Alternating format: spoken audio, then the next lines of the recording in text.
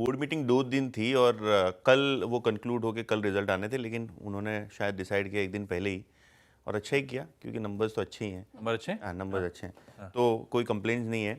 अगर हम प्रॉफिट की बात करें तो 32% का ग्रोथ है, रेवेन्यूज़ का 26% का ग्रोथ देखने को मिल रहा है, और मार्जिन्स देखिए 13.9% आ रहे हैं वर्सेस 14.9। लेकिन यहाँ जो कैच है वो ये है कि जो इलेक्ट्रिक व्हीकल सेगमेंट है उसके अंदर मार्जिन्स कम है, जहां मैनेजमेंट को लगता है कि जो पीएलआई स्कीम में उन्होंने एप्लीकेशन दी है तो आने वाले क्वार्टर्स में मार्जिन सुधरेंगे। तो जो एक्सपेक्टेशन था उससे काफ़ी बेहतर मार्जिन परफॉर्मेंस देखने को मिला है, खास करके ट्रैक्टर और जो यूवी सेल्स हैं यहाँ आपको अच्छा मार्जिन परफॉर्मेंस देखने को मिल रहा है। और जैसे कि मैंने कहा, जो इलेक्ट्रिक व्हीकल पोर्टफोलियो है जहाँ मार्जिन कम है पीएलआई स्कीम के चलते, आगे शायद मार्जिन इंप्रूव होते हुए नजर पड़े। मैनेजमेंट की कमेंट्री अच्छी है, नए लॉन्चेस भी हैं जिसके कारण आगे जो पाइपलाइन है वो भी अच्छी देखने को मिल रही है। पहला महिंद्रा एंड महिंद्रा स्टील भी बढ़िया है आशीष। इनफैक्ट जो यूरोपियन बिजनेस है ये FY23 के बाद पहली बार आपको एबिटा पॉजिटिव होता हुआ नजर पड़ रहा है।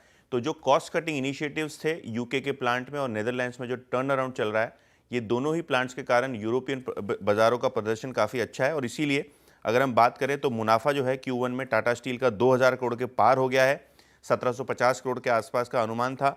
और अगर हम रेवेन्यूज़ की बात करें तो ऑब्वियसली स्टील के दाम पिछले साल के मुकाबले दबे हुए हैं, तो 3% रेवेन्यू नीचे है।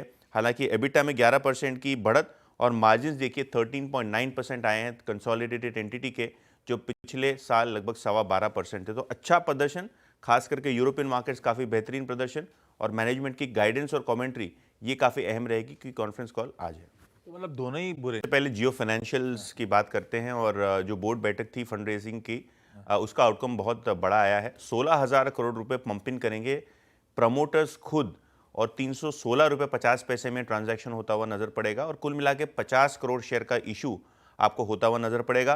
करंटली प्रमोटर्स के पास 47% हिस्सेदारी है, और इस ट्रांजैक्शन के बाद ये 54% के पार चला जाएगा, यानी 50% के ऊपर अब प्रमोटर्स की होल्डिंग हो जाएगी।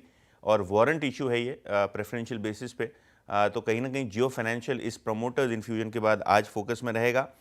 इसके अलावा टाटा मोटर्स और इन्वेको ग्रुप का एक्विजिशन अनाउंस हुआ है। यूरोप में कमर्शियल व्हीकल्स की बहुत बड़ी एंटिटी है, और ये जो ट्रांजैक्शन हुआ है ये 14 यूरो प्रति शेयर के हिसाब से हुआ है, और कुल मिला के $3.8 बिलियन का खर्चा टाटा मोटर्स को करना पड़ेगा इस कमर्शियल व्हीकल एंटिटी को एक्वायर करने के लिए।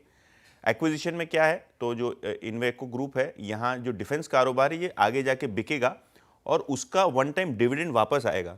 तो जो $3.8 बिलियन का हम कंसिडरेशन पे करेंगे उसमें से 3 या 4 यूरो वापस आ जाएंगे। तो ब्रॉडली अगर आप देखें तो $1 बिलियन जो है वापस आ सकते हैं सब्जेक्ट डील टू का डिफेंस भाव बाजार बिजनेस। को पसंद आ रहा है। हाँ, तो डिफेंस कारोबार जो बिकेगा उसके एवज में इनको कैश मिल जाएगा वापस, तो वन टाइम डिविडेंड की बातें चली। तो ये स्ट्रक्चर्ड डील है।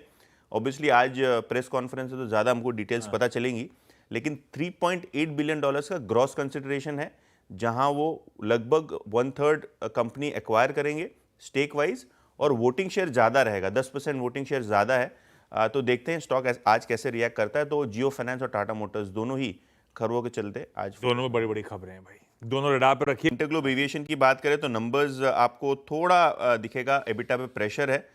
एबिटा जो है 5200 करोड़ के आसपास आया है, एक्सपेक्टेशन 5455 करोड़ का था। मार्जिन्स भी जो है 25.5% आए हैं, 25.7% का एस्टिमेट था। तो कहीं ना कहीं अगर हम देखें तो जो रेंटल रिपेयर कॉस्ट हैं जो 18% बढ़े हैं, जिसके कारण मार्जिन्स पे प्रेशर बनता हुआ नजर पड़ रहा है। यील्ड भी 5% नीचे है। तो देखते हैं स्टॉक कैसे रिएक्ट करता है। आईजीएल की फटाफट बात करें तो नेट प्रॉफिट है 356 करोड़, पोल था 380 करोड़ के आसपास का, और मार्जिन 13.1 आए हैं, 14% का अनुमान था। तो अनुमान से सीक्वेंशली नंबर्स थोड़े कमज़ोर आते हुए नजर पड़ रहे हैं, तो ये काउंटर है जो हम नज़र पे रखेंगे। कैम्स की बात करें तो प्रॉफिट 1% ऊपर है, एबिटा 3% ऊपर है, और मार्जिन 1.5% साल दर साल गिरे हैं। तो बहुत ही फीके नंबर्स, और कैपिटल मार्केट स्टॉक्स में हम देख रहे हैं पिछले साल का बेस भी बड़ा था, तो ग्रोथ के चैलेंजेस रहेंगे। और आखिर में नवीन फ्लोरिन 117 करोड़ का मुनाफा, एबिटा 206 करोड़ आया है जो पिछले साल 100 करोड़ था, और मार्जिन्स में भी काफ़ी अच्छा इंप्रूवमेंट, मैनेजमेंट की कमेंट्री भी अच्छी।